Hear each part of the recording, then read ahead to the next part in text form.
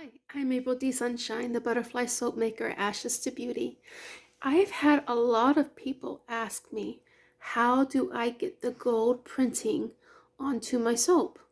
And um, I'm making this video just for you sister soapers and brother soapers, and anyone else that is interested in how I get the gold onto the soaps. So there are multiple ways that it can happen. I'll show you what I do, and hopefully this encourages you. You know, I know that we're all looking for our unique edge of out there. And I want you to know that when I see people that have stamped their soaps in gold, um, after asking me about it, see, there's no greater compliment than duplication.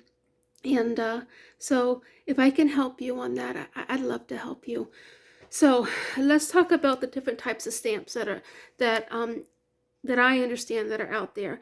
There are soap stamps that you can order. They're custom stamps. This one is one that I made for a house that houses women who are sex trafficked and drug trafficked. Um, so it says you are pure in his sight. And this stamp does something like this. And it's a wonderful stamp. And I put the gold in it to create that little pop. I'm not so sure you can see it well here, but you can see in there's the gold. Um, and then I have an identical stamp, but it's an ink stamp. And I don't have a soap right now to show you what this the two stamps look like side by side. But I do have this soap right here that is stamped You Are Love, and it has that gold look in it. I also have a stamp called Be Strong and Courageous. You might ask me, where do I get these stamps? Well, I get them everywhere. Some of these Bible verse ones I got from Hobby Lobby. I have You Are Loved, I have Be Strong and Courageous, and I have For We Walk by Faith and Not by Sight.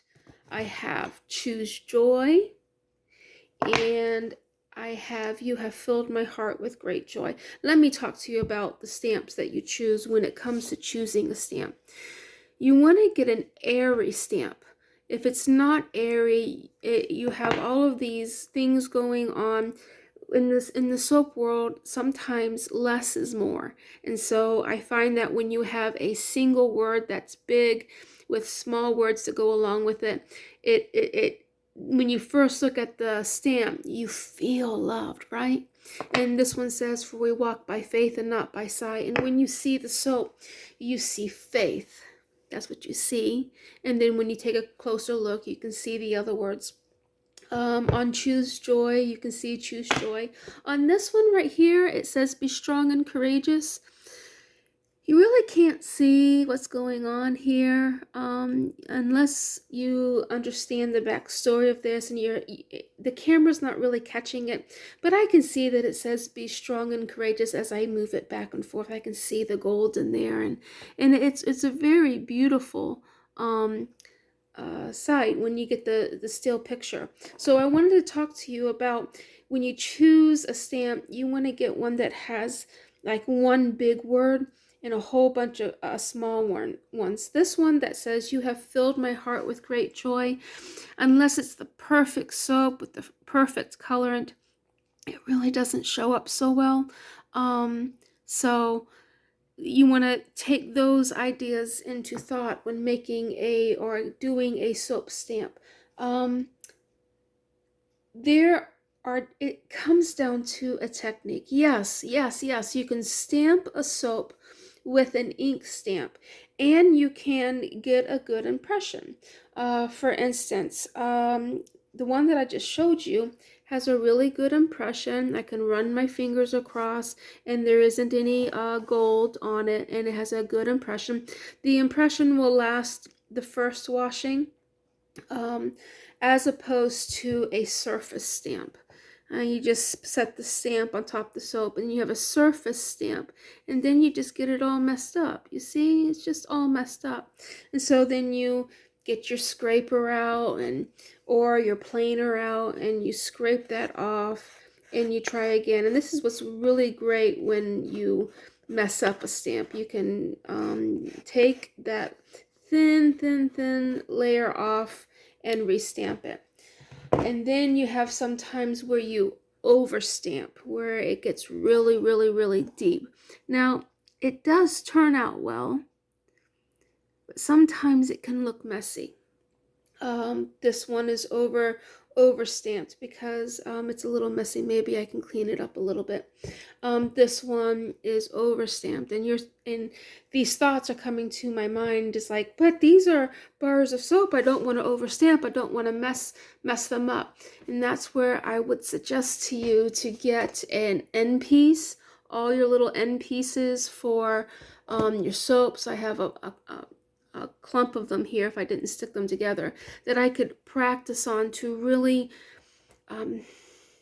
work on my technique. It comes down to a technique. We know that when we make soap and we start playing with a few different recipes, the oils that we use, our oil blends that we use to make our soaps matter as far as the setup time, as far as when is a good time to stamp. You can cut a stamp when you can stamp a soap that you just cut and it's sliced like butter, and it would be a messy stamp because it's as soft as butter.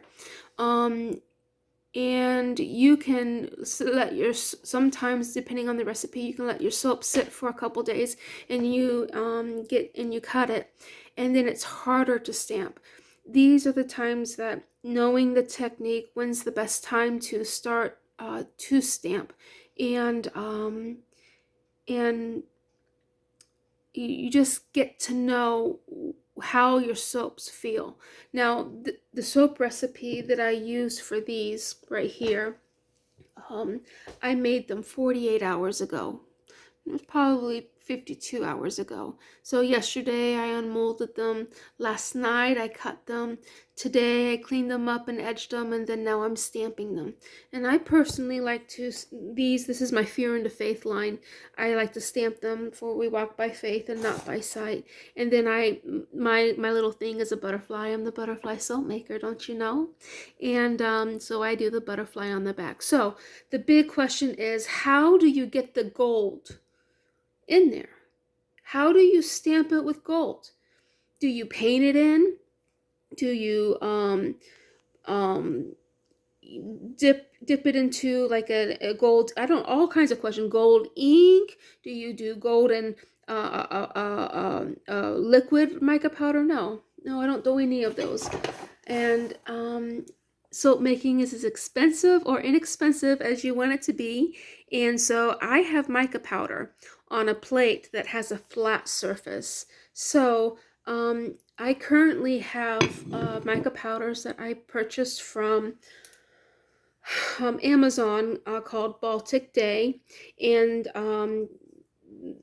I mix my colors to make a gold that I like, and so that's what I use. I take a gold mica powder and I put it on a plate, take my stamp right here, and I tap it in the powder just as if it's ink, like an ink stamp.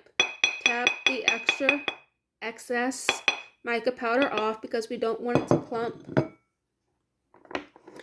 I take my soap and I know how I'm going to stamp it. On this one, I like the black on the edge where the F is going to go for faith. It just shows up so much better. And I place my stamp on there. The firmness of your soap matters. It's a technique. You know what it's like. I know that in 2 days I will not be able to stamp these soaps well. So the firmness matters. I get on here and I rock my stamp back and forth to get that imprint.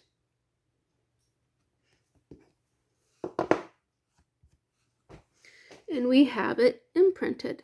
It's a slight imprint. I can run my finger across it and it doesn't mess with the mica powder at all. And I let these sit, and it solidifies, and it's beyond the surface, and it's slightly impressed in the soap, and it gives that bling um, that many of us are looking for. Um, so that is how I do it. If I am concerned that um, the it will run or anything, after a couple days, a week, I will get my nifty alcohol spray. Now this is a repurposed bottle with spray in it, and I will spray it. Sometimes I do it to the top to set the mica powders, but I notice that if I let it sit and it's indented into the soap, nothing bothers it. You can use all kind of colors on it. You can use greens, you can use bronzes. It's sky's the limit on it. Anyway, I hope I explained to you better on how I stamp it. It's not really hard. It's just using the right stamps, on a mica powder, and it will be a technique where we learn different techniques in the soap club challenges, and we perfect those techniques, and that's what this will be. It's not just a one and done. You learn how to do it. Anyway, I hope I helped you. I love every single one of you, and in case no one told you today, I want you to know that I think you are amazing. I love you, beautiful butterflies.